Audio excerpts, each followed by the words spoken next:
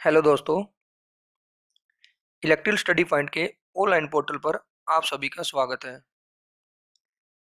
जैसा कि आप सभी को पता है कि हमने बेसिक ऑफ इलेक्ट्रिकल की एक सीरीज स्टार्ट की हुई है।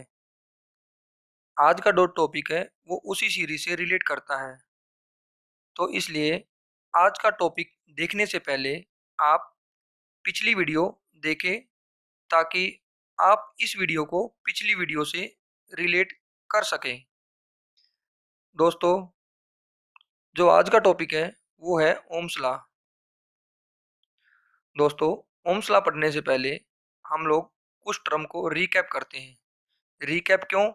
क्योंकि हम इन टर्म को पिछली वीडियो में अच्छी तरह से एक्सप्लेन कर चुके हैं। चलिए रीकैप करते हैं। इलेक्ट्रिक करंट को, जिसको प्रदर्शित किया जाता है आई से। इलेक्ट्रिक करंट क्या होता है दोस्तों? Rate of flow of charge through a circuits. किसी भी सर्किट में चार्ज का फ्लो होना इलेक्ट्रिक करंट कहलाता है, जिसकी जो यूनिट होती है वो एम्पियर होती है। अब बात करते हैं वोल्टेज की। वोल्टेज क्या होता है दोस्तों? It is a work done to bring a unit positive charge from infinite to at any point. Positive charge का किसी अनंत से किसी पार्टिकुलर पॉइंट तक ले जाने में किया गया काम वोल्टेज कहलाता है, जिसको प्रदर्शित किया जाता है वी से। जो यूनिट होती है वो वोल्ट होती है। अब बात करते हैं रेजिस्टेंस की। रेजिस्टेंस क्या होता है दोस्तों? Opposition to flow of electric currents. Electric current में बहने में जो रुकावट पैदा करे उसे रेजिस्टेंस कहते हैं। जो रेजिस्टेंस है उसको हम लोग आर आर से प्रदर्शित करते हैं। जो रेजिस्टेंस की यूनिट है वो ओम्स होती है। दोस्तों, अब बात करते हैं ओम्स लॉ किसने डिस्कवर किया था। दोस्तों, एक जर्मन वैज्ञानिक था जिसका नाम था जॉर्ज साइमन ओम। इन्हीं के नाम से ओम्स लॉ पढ़ा। इन्होंने क्या बताया दोस्तों? इन्होंने एक रिलेशन बताया करंट, वोल्टेज और रेजिस्टेंस के मध्य। चलिए देख लेते हैं ओम्स लॉ। दोस्तों, आपने बुक्स में देखा होगा, बुक्स में जो कंडीशन दे रखी है कि current directly proportional to voltage, voltage directly proportional to current. वो कंडीशन तो सही है दोस्तों, लेकिन उसको स्पेसिफाई नहीं किया गया है। आज हम लोग इस टॉपिक में आपको उस टर्म को स्पेसिफाई करेंगे। ओम्स लॉ में जो इंपॉर्टेंट कंडीशन है पहले वो देख लेते हैं। Temperature should be constant. Temperature constant रहना चाहिए। अब देख लेते हैं केस वन। केस वन में क्या है दोस्तों? जो सर्किट दिया गया है, सप्लाई वोल्टेज वी है, सप्लाई करंट आई है और रजिस्टर आर है। दोस्तों, हमने supply voltage and supply current के मध्य एक रिलेशन लिया है कि हम जो सप्लाई करंट है वो चेंज होगा सप्लाई वोल्टेज की वजह से। Supply current change due to supply voltage. इसी कंडीशन से हमें जो रिलेशन मिलेगा वो ये रहेगा, जो करंट है वो डायरेक्टली प्रोपोर्शनल रहेगा वोल्टेज के, यानी कि पोटेंशियल डिफरेंस के। I directly proportional to V. दोस्तों, ये कंडीशन जो सही है। अगर हम लोग यहाँ पे ये कंडीशन लिखेंगे कि वी डायरेक्टली प्रोपोर्शनल टू आई, ये रॉन्ग होगा। क्योंकि जो सप्लाई करंट है वो चेंज हो रहा है सप्लाई वोल्टेज की वजह से, ना कि सप्लाई वोल्टेज चेंज होगी सप्लाई करंट की वजह से। तो जो कंडीशन सही है वो है current directly proportional to V. जो प्रोपोर्शनलिटी है उसको हटाने के लिए हम एक कांस्टेंट यूज करेंगे।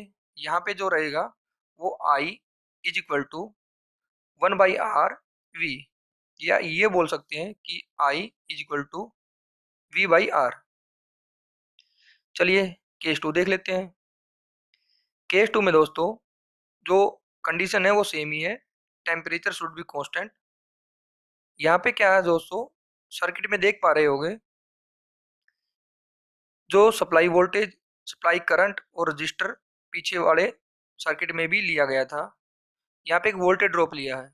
हमने अज्यूम किया है कि रजिस्टर एक ही है, तो जो वोल्टेज ड्रॉप है वो is equal to supply voltage रहेगा। तो हमने जो कंडीशन लिया है केस 2 में वो है voltage drop and supply current. दोस्तों, जो वोल्टेज ड्रॉप है वो किसकी वजह से होगा? सप्लाई करंट की वजह से। तो इससे जो रिलेशन बनेगा वो बनेगा voltage drop directly proportional to current. Voltage drop को हम लोगों ने स्मॉल v से प्रदर्शित किया है और directly proportional to I। Small v है वो is equal to supply voltage v है। तो जो अपना फाइनल रिलेशन बनेगा वो बनेगा small v is equal to v is equal to R I. चलिए दोस्तों, अब बात करते हैं लिमिटेशन ऑफ ओम्स लॉ की। ओम्स लॉ की कुछ खामियां हैं, उनको देख लेते हैं। पहली जो लिमिटेशन है वो है कि ओम्स लॉ यूनिलैटरल नेटवर्क में यूज नहीं करते, अप्लाई नहीं कर सकते। अब बात करते हैं यूनिलैटरल क्या होता है दोस्तों। यूनिलैटरल एलिमेंट जो है, जैसे डायोड हुआ, ट्रांजिस्टर हुआ, ये इसके एग्जांपल है। जो डायरेक्शन है ऑफ करंट उस पर डिपेंड करेगा, उसको हम लोग यूनिलैटरल एलिमेंट बोलेंगे। जैसे दोस्तों डायोड है, एक ही डायरेक्शन में है, ये एक अच्छा एग्जांपल है यूनिलैटरल एलिमेंट का। अब बात करते हैं सेकंड लिमिटेशन की। इसमें क्या दोस्तों, जो ओम्स लॉ है वो not applicable for no linear element. अब बात करते हैं नॉन लीनियर एलिमेंट की। इसमें दोस्तों थायरिस्टर है, आर्क, ये दोनों अपना नो लीनियर एलिमेंट के एग्जांपल है। इसमें क्या दोस्तों, जो नॉन लीनियर एलिमेंट है are those which do not have current exactly proportional to the applied voltage. That means the resistance value of those element change for different value of voltage and current. जो resistance की value है वो different value of voltage and current पे change होती रहेगी। चलिए दोस्तों, बात करते हैं ओम्स लॉ की एक ट्रायंगल है। इस ट्रायंगल से दोस्तों हम लोग आसानी से वोल्टेज, करंट और रेजिस्टेंस निकाल सकते हैं किसी भी सर्किट का। दोस्तों, ये ट्रायंगल आप याद करने से आपको कोई भी प्रॉब्लम नहीं होगी किसी भी न्यूमेरिकल को सोल्व करने में जो इससे रिलेटेड होगा। जैसे आप देख पा रहे होगे, वोल्टेज है, वोल्टेज ऊपर ट्रायंगल के ऊपरी भाग में दिया है। वोल्टेज अगर निकालना है तो नीचे क्या है, इन दोनों का मल्टीप्लेक्शन होगा, आई और आर का। सपोज कि मैंने आई निकालना है तो मैं क्या करूँगा, वी बाई आर। सपोज करो रेजिस्टेंस निकालना है, तब क्या होगा, तब रिलेशन बनेगा वी बाई आई। यही रिलेशन दिखाया गया है। टू फाइंड वोल्टेज वी निकालना है तो आई आर, करंट निकालना है तो I is equal to V by R, और रेजिस्टेंस निकालना है तो R is equal to V by आई।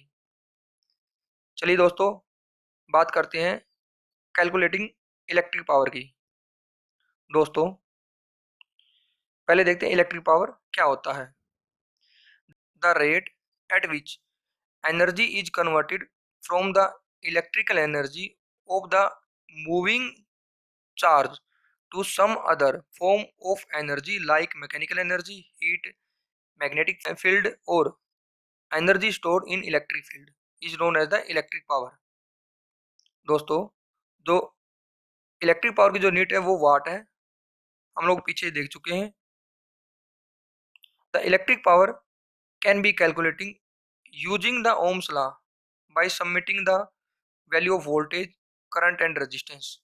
इनकी सहायता से हम लोग इलेक्ट्रिक पावर कैसे निकाल सकते हैं।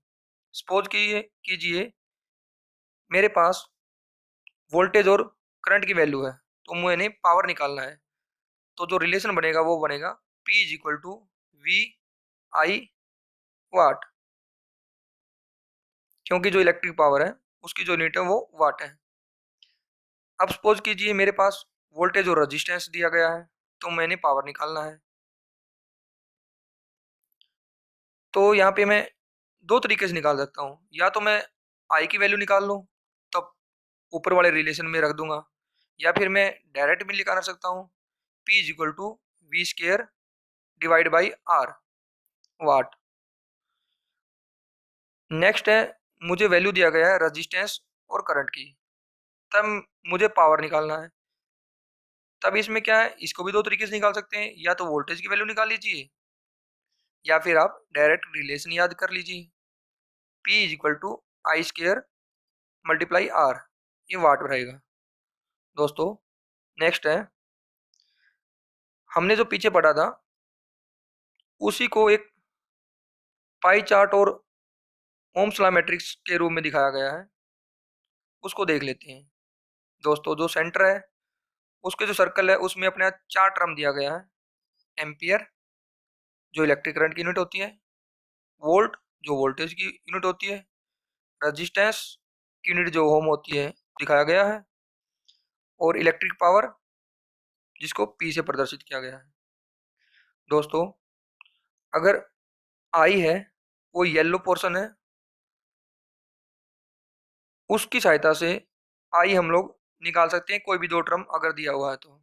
अगर वोल्टेज और रेजिस्टेंस दिया गया है तो I is equal to E by R, और अगर पावर दिया गया है तो हमने पीछे पढ़ा था पी इज इक्वल टू ई, ई या वी आई था तो यहाँ पे उसकी जगह ई लिखा गया है, तो I is equal to P by E.